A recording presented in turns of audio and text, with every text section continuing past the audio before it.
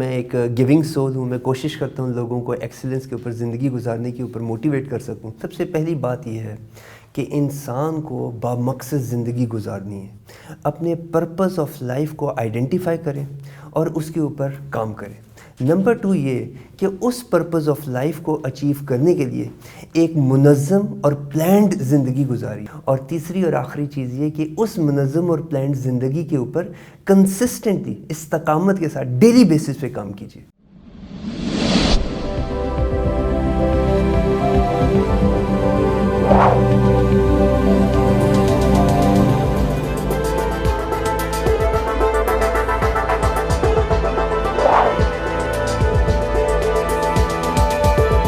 السلام علیکم ناظرین، میں ہوں علی رحمان خالد.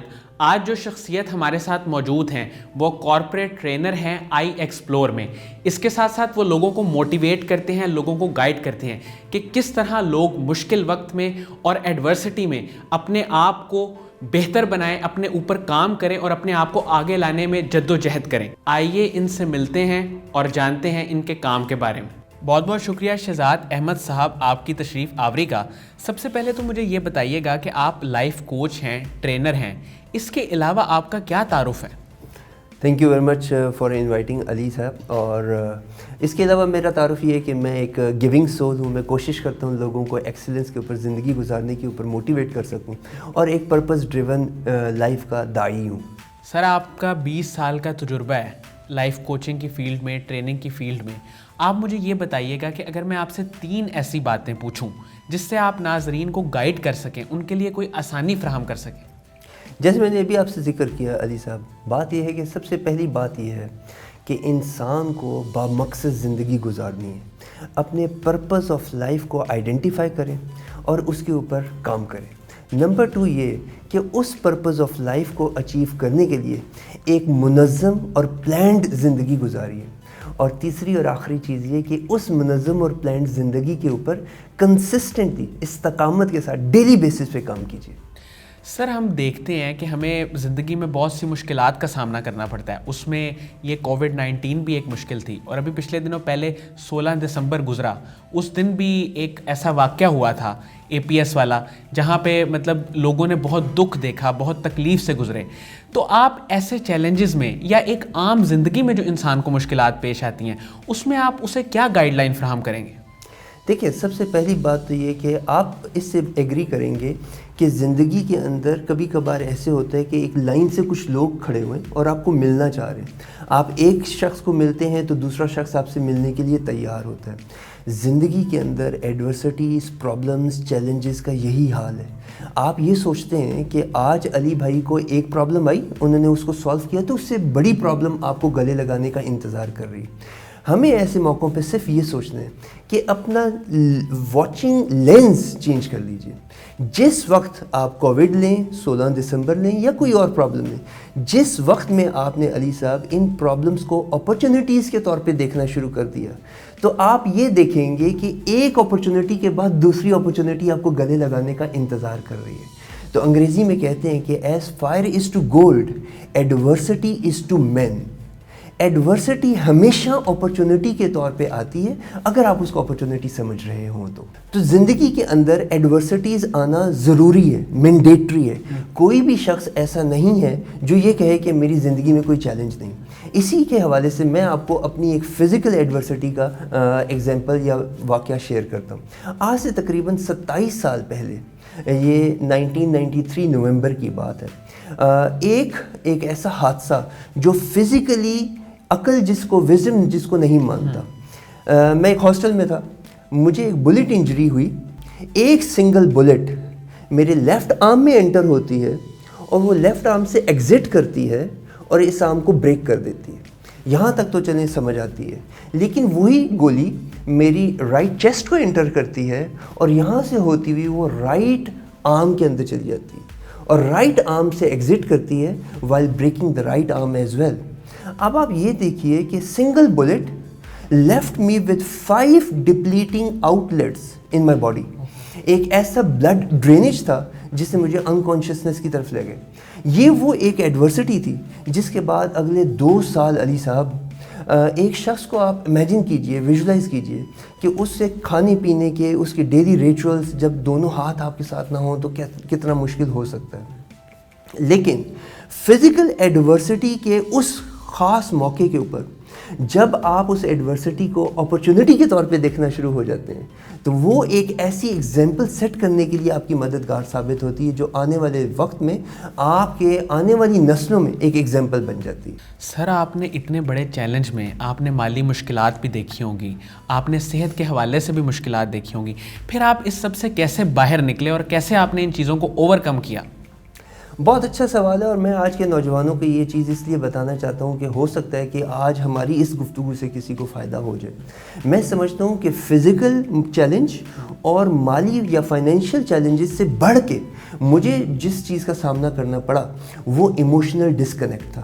اس حادثے کے بعد میرے جیسا ایک اچھا اسٹوڈنٹ نان ایکسیپٹیبل لمٹس کے اندر آ گیا کہ بھئی اتنا عرصہ پڑھائی سے دور رہنے کے بعد مجھے کوئی بھی ایجوکیشنل انسٹیٹیوٹ جو ہے وہ ایڈمیشن نہیں دے رہا تھا.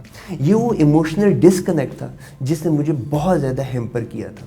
یہ وہ موقع ہوتا ہے جہاں پہ ہم جیسے انسانوں کو اپرچونٹی کے طور پہ اس کو دیکھنا چاہیے. اس چیلنج کو چیلنج سمجھتے ہوئے ڈیلی بیسس پہ ایکسلنس کے اوپر کام کرنے کے لیے منظم زندگی اڈاپٹ کی گئی اور اس کے اوپر استقامت پہ ڈیلی بیسس پہ کام کیا گیا.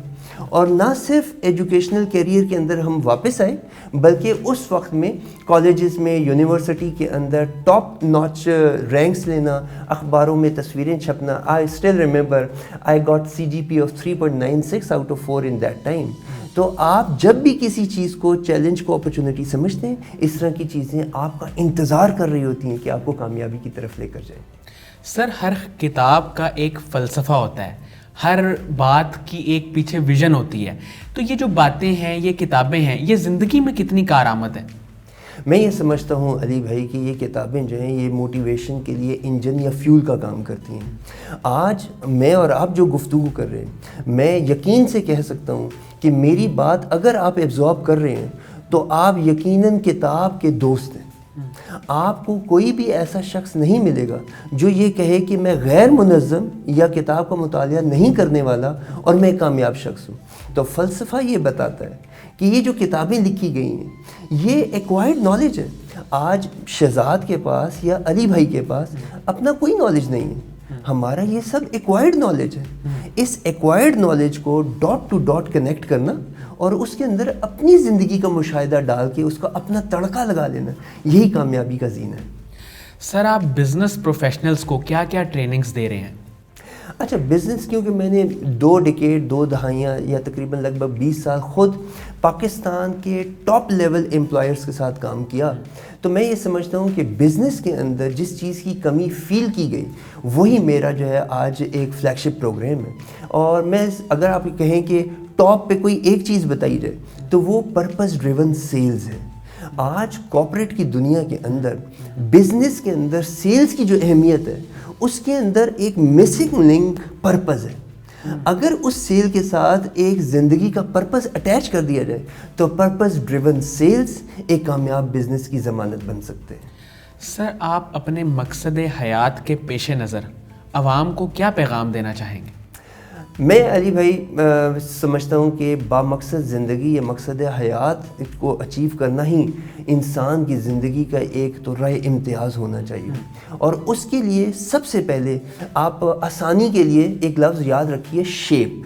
شیپ کی اسپیلنگ کہتے ہیں SHAPE. S stands for your spiritual gifts. Ali بھائی کے لیے اللہ تعالیٰ نے کوئی یونیک گفٹ ایسا آپ کو دیا ہوا ہے جو شہزاد کے پاس نہیں ہے. Identify that gift of your personality. Shape کا اگلا حرف H ہے. H stand for heart. آپ کے دل کی کیا کیفیات ہیں, دل کے اندر کیا چیزیں ہیں, ان کو اڈاپٹ کیجئے, جو اسپریچول گفٹ ہے اس کے ساتھ لنک کر سکیں. آگے آتا ہے A. A stands for abilities.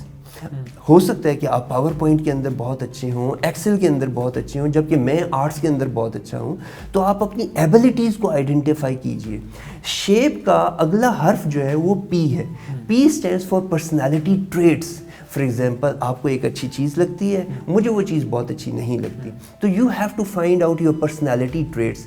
Spiritual gifts کو آئیڈینٹیفائی کرنے کے بعد وہ جو پیرامڈ کی ٹاپ پہ اسپریچل گفٹس ہیں ان کو آپ نے ہیلپ کر دیا ہارٹ کے ساتھ, ان کو ہیلپ کر دیا ایبلٹیز کے ساتھ, ان کے اوپر support they the personality traits کی, اور آخر میں last but certainly not least is your experiences.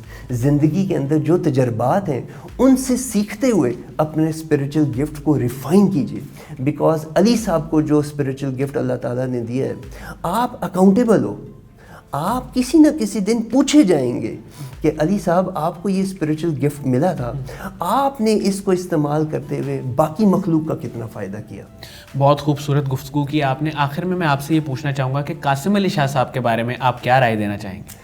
Qasim صاحب کے ساتھ میری ملاقات سن 2020 کے آغاز میں ہوئی تھی, اور اس وقت سے اب تک میں سمجھتا ہوں کہ میری زندگی کے اندر اساتذہ کی ایک لمبی فہرست ہے, اور اس فہرست میں شاہ صاحب کا نام if not on the top it is definitely Umang very few on the top of the charts. یہ ایک اچھے مینٹور, ٹیچر اور ایک پبلک فگر بھی ہیں. اللہ تعالیٰ ان کو اور کامیابی عطا فرمائے. بہت بہت شکریہ شہزاد احمد صاحب آپ کی تشریف آوری کا. ناظرین, مجھے امید ہے کہ جو لوگ اپنی زندگی کے چیلنجز میں سے گزر رہے ہیں اور ان کو کوئی راہ نظر نہیں آتی, یہ انٹرویو ان کے لیے ایک روشنی کا کام کرے گا. بہت بہت شکریہ, اپنا بہت ہی خیال رکھیے گا. اللہ حافظ.